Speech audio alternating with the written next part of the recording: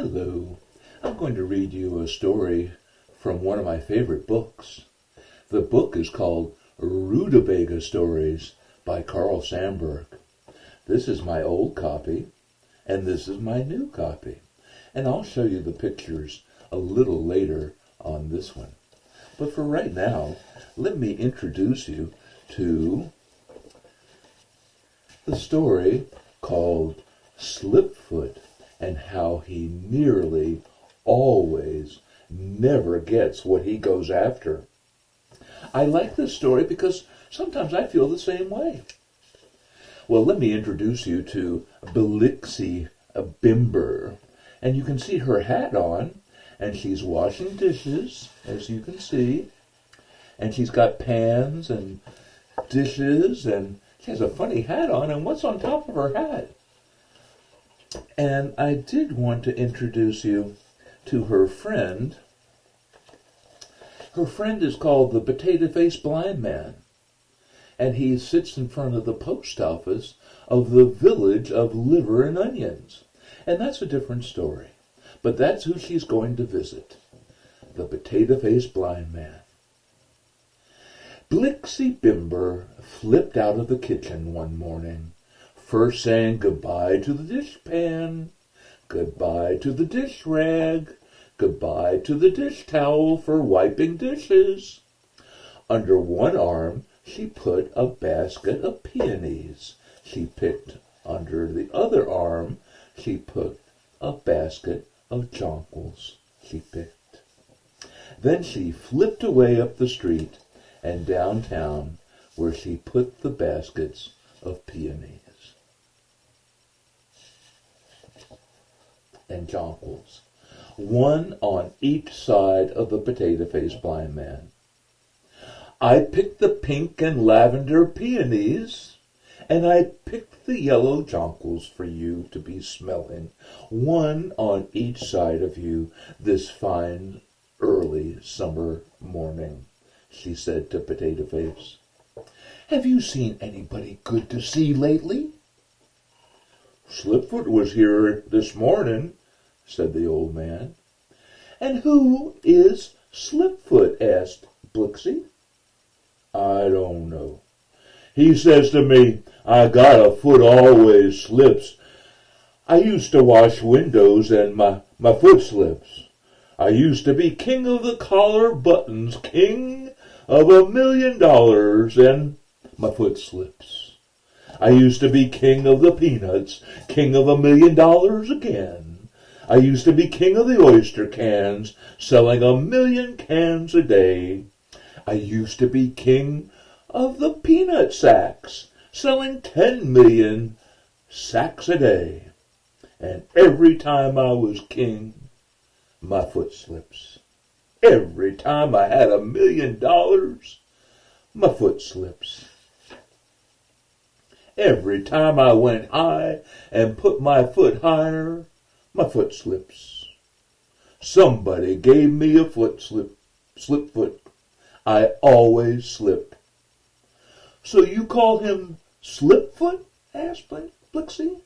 Yes, said the old man. Has he been here before? Yes, he was here a year ago, saying, I married a woman and she runs away. I run after her and my foot slips. I always get what I want, and then my foot slips. Now let me show you the next. This is a picture of him climbing up to the moon. And guess what happens on the last step? I ran up a stairway to the moon one night. I shoveled a big sack full of little gold beans, little gold bricks, little gold bugs on the moon, and I ran down the stairway from the moon. On the last step of the stairway, my foot slips, and all the little gold beans and all the little gold bricks, all the little gold bugs spill out and spill away. When I get down the stairway, I am holding the sack and the sack holds nothing. I'm all right always till my foot slips. It says, on the last step of the stairway, my foot slips. I jump on a trapeze and I go swinging out where I am going to take hold of the rainbow and bring it down where we can take a close look. And I hang by my feet on the trapeze and I am swinging out where I am just ready to take hold of the rainbow and bring it down. Then my foot slips. What is the matter with Slipfoot? Asked Blixie. He asked me the same questions, answered the potato-faced blind man. He asks me that every time he comes here. I tell him all he needs to do is to get his slipfoot fixed so it won't slip. Then he'll be all right. I understand you, said Blixie. You make it easy. You always make it easy. And before I run away, will you promise me to smell of the pink and lavender peonies and the yellow jonquils all day today? I promise, said the potato face. Promises are easy. I like promises. So do I, said the little girl. It's promises pushing me back home to the dishpan, the dish rag, and the dish towel for wiping dishes. Look out you don't get a slipfoot, warned the old man, as the girl flipped up the street going home.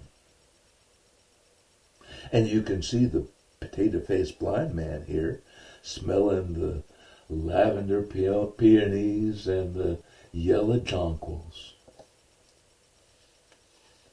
And remember her back home?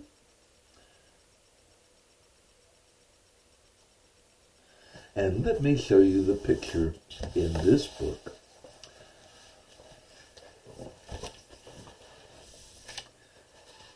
It's called Slipfoot. It has the same title, and how he nearly always never gets what he goes after.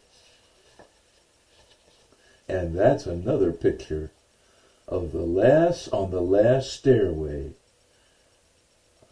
on the last step of the stairway, my foot slips. And all the little gold beans, all the little gold bugs slip away.